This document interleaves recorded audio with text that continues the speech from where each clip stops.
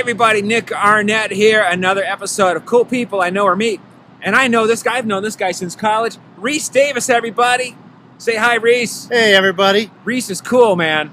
I'm not cool, but Real Recovery is. This is a cool guy. Well, that's the thing about Rees. Rees is a very, very successful businessman. I'm really proud of him. He's always worked hard, and he's deserved all the success that he has. But the cool thing about it, with all that success, you managed to really get involved with just a really neat nonprofit. And I wanted to talk with you about that so everybody else would know about it. And what do you call it, Rees? Nick, we call it Real Recovery, and thanks for the honor of talking to me about it. It's a nonprofit organization that takes men who are in all different stages of cancer on all expenses paid fly fishing retreats. And we have what are called courageous conversations. Men don't talk about it when they are diagnosed with cancer. And this is a very safe and comfortable way for them to get into a group environment, forget about their cancer for a while, and talk about where they're at in life and where they're at in their journey with other men who are in their same shoes. How cool is that? Now, how did it get started? Nick, this organization got started in 2003 right here in Denver, Colorado. A fellow by the name of Stuart Brown and a couple of his buddies, they would take him out on the river when he was battling brain cancer, and it was a way for him to sort of forget about things for a while. The organization now has been around now for 13 plus years. We've served over 2,000 men, and it's really a grassroots organization. And I guess my recommendation to people would be go to realrecovery.net. Learn about it, get engaged, get involved, donate, and make Real Recovery something that is important to you as well. So it's your thing, Rees.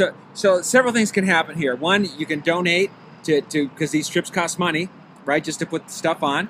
It's not. Yes. So that's you could volunteer your time as well.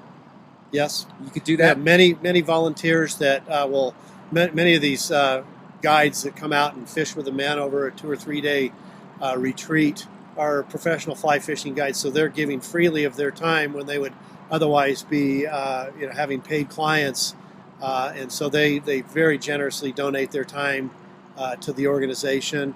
Another way is to refer folks. If you have somebody, if you know someone that is in the journey of cancer, refer them. We Great. want to serve more men. Nice.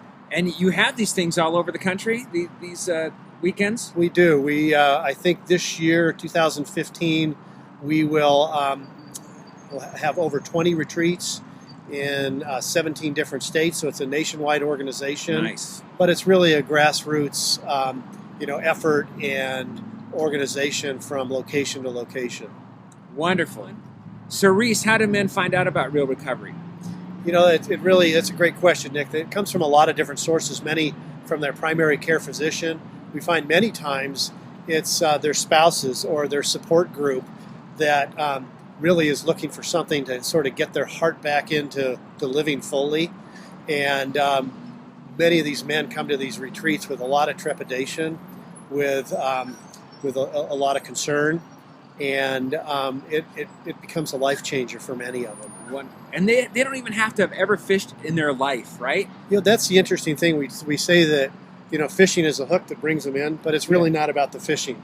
It's really about getting in these circles and talking with men and having these courageous conversations about cancer and family and what's important and hope and courage and where their lives are taking them.